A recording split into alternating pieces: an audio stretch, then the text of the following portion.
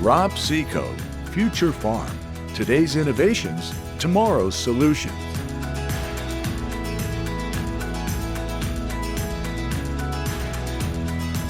Well, Todd, we're out here at Future Farm, and you've been out digging some soybeans, and we've been talking a lot about soybean cyst nematode. Can you tell me just a little bit about what is soybean cyst nematode, what it does, and what are you seeing out there? Yeah, and we are right in the heart of soybean cyst nematode attraction and infestation time period right now. You know, from about the 1st of June till about the 1st of August is when they really crank up. But soybean cyst nematode, so they're a nematode. And think of them as a very microscopic worm. No appendages, no arms, no legs, no eyes.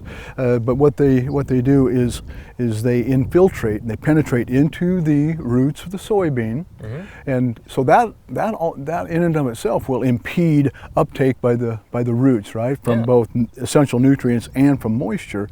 But even further, that's where they habitate, and that's where then they grow and lay their eggs, actually in the body of the female, and so that impedes the flow even more.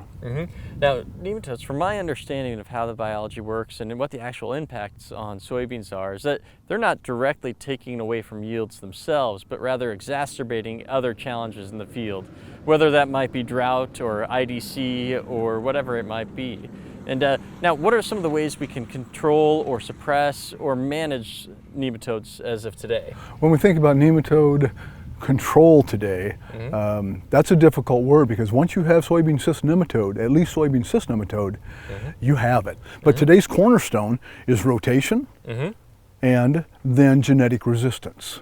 That's basically it. There are some products that are out there on the market that have some suppression capabilities, but the two big factors are genetic resistance and then rotation. So what you're trying to do, you're not trying to control them, you're trying to keep the population from continuing to explode. Well, Todd, you talk a lot about rotation and genetic control of cyst nematode. Can you tell us a little bit more about that genetic control and what might be coming there? Yeah, well, historically there are two standard breeding practices that have discovered tolerances to soybean cyst nematode. And the first one's a plant introduction known as PI 88788. And that's, oh boy, that's been out here 25, maybe 30 years. And nearly all soybeans in the upper Midwest have some background in PI 88788. And now there's a second standard type of practice that is known as Peking. Also, you know, the technology is made by discovery and continuing to breed and select and advance.